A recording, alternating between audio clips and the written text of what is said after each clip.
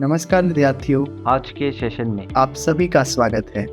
इस विषय में आप ऑक्सी एसिटिलीन वेल्डिंग OAW प्रक्रिया का उपयोग करके फ्लैट 1F स्थिति में कॉपर शीट T जॉइंट के साथ SS शीट पर सिल्वर ब्रेजिंग के बारे में सीखेंगे। इस विषय के अंत में आप सक्षम होंगे 150 mm लंबाई, 50 mm चौड़ाई और 2 mm मोटाई के आकार के अनुसार MS प्लेट तैयार करने में। MS प्लेट को T जॉइंट और टैक वेल्ड के रूप में फ्लैट पोजीशन में सेट करें। फिलेट वेल्ड को उचित लेग लेंथ के साथ डिपॉजिट करें। T जॉइंट पर सरफेस डिफेक्ट का निरीक्षण करें।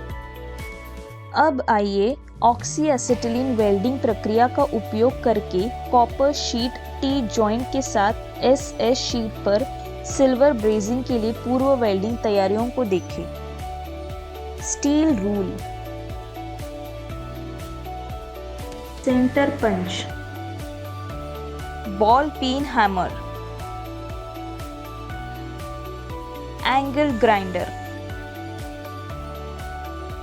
हाफ राउंड फाइल,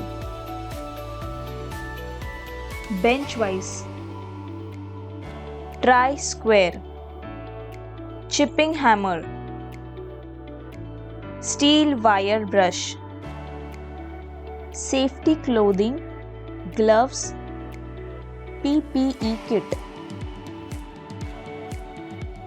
नोजल क्रमांक 7, CCMS filler rod 3 mm,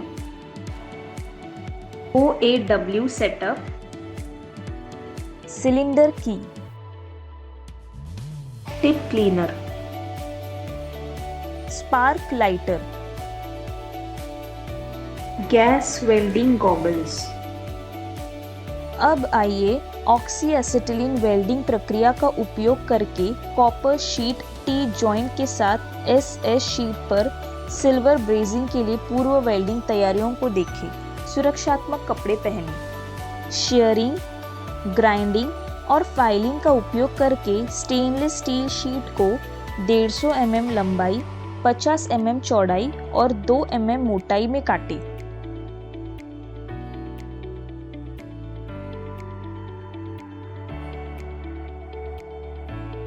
copper की शीट को 150 mm लंबाई, 50 mm चौड़ाई और 2 mm मोटाई में शेयरिंग, ग्राइंडिंग और फाइलिंग का उपयोग करके काटें।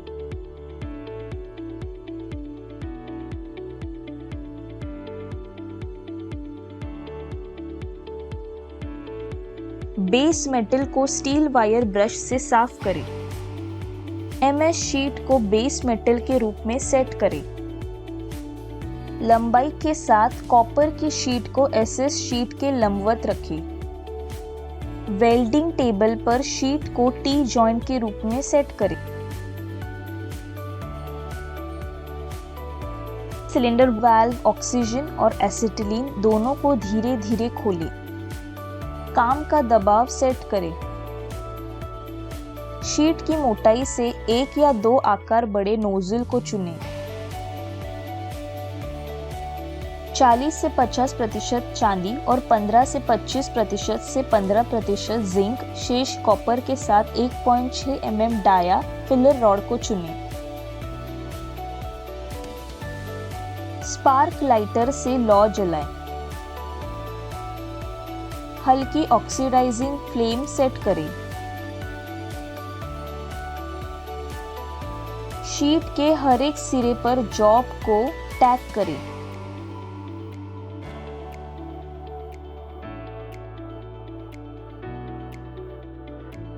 हम ऑक्सी एसिटिलीन वेल्डिंग प्रक्रिया का उपयोग करके कॉपर शीट T जॉइंट के साथ SS शीट पर सिल्वर ब्रेजिंग के लिए वेल्डिंग प्रक्रिया पर एक नजर डालेंगे। टैग किए गए जॉइंट को वेल्डिंग पोजिशनर पर फ्लैट पोजीशन में रखें। टैग वेल्ड को फ्यूज करके जॉइंट के दाहिने हाथ के सिरे पर टाकना शुरू करें। ब्लो पाइप को बाई ओर 60 डिग्री से 70 डिग्री के एंगल पर और फिलर रॉड को ट्रैवल लाइन से 30 डिग्री से 40 डिग्री के कोण पर रखें। ब्लो पाइप और फिलर रॉड को जॉइंट के दोनों किनारों के बीच 45 डिग्री पर रखा जाना चाहिए। यह रूट प्रवेश सुनिश्चित करेगा। जॉइंट पर सिल्वर ब्रेजिंग एलॉय मेटल लगाएं, यह सुनिश्चित करते हुए कि यह जॉइंट के समान रूप में प्रभावित हो। यह सुनिश्चित करने के लिए कि दोनों टुकड़े ब्रेजिंग से जुड़े हुए हैं, पिघली हुई मेटल को बारीकी से देखें। जब पिघला हुआ पूल बन जाए तो पिघले हुए पूल के बीच में फिलर रॉड डालें। ब्लो पाइप को थोड़ा अगल बगल चलने दें। फिलर रॉड पर पिस्टन जैसी गति लागू करें। रूट और दोनों शीट के समान प्रवेश सुनिश्चित करने के लिए ब्लो पाइप और फिलर रॉड की ट्रैवल की दर को एडजस्ट करें। ऐसा करने से यह बराबर लेग लेंथ का फिलेट वेल्ड तैयार करेगा। बीड को स्टील वायर ब्रश से साफ करें। किसी भी सरफेस डिफेक्ट के लिए वेल्ड का निरीक्षण करें। ऑक्सी एसिटिलीन वेल्डिंग प्रक्रिया का उपयोग करके कॉपर शीट टी जॉइंट के साथ एसएस शीट पर सिल्वर ब्रेजिंग के लिए कुछ महत्वपूर्ण पॉइंट्स का पालन किया जाना चाहिए। फिक्सचर से जॉब हटाने के लिए टोंग्स का उपयोग करें। सरफेस डिफेक्ट और रूट पेनिट्रेशन का निरीक्षण करें। आइए अब निरीक्षण करें। Uniform weld size,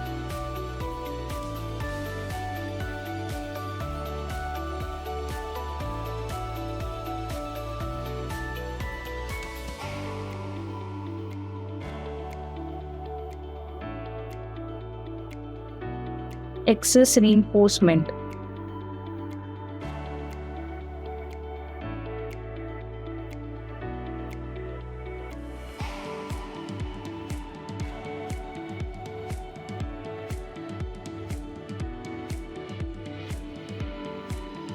leg length,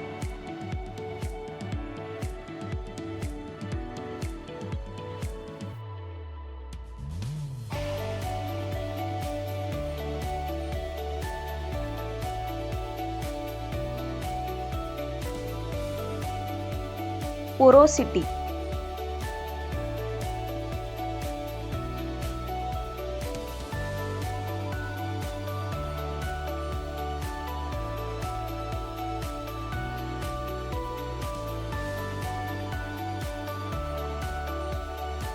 blow holes,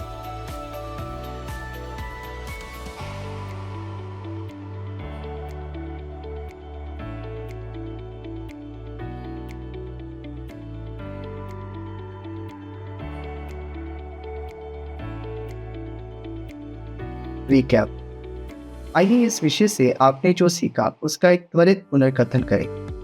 150 millimetre लंबाई, 50 मिलीमीटर चौड़ाई और 2 मिलीमीटर मोटाई के आकार के स्टेनलेस स्टील एमएस और कॉपर शीट बनाएं। सिल्वर ब्रेजिंग के लिए टी जॉइंट को फ्लैट पोजीशन में सेट करें।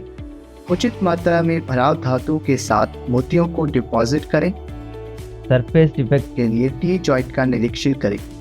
धन्यवाद छात्रों, और हम अगले सेशन में मिलेंगे। अलविदा।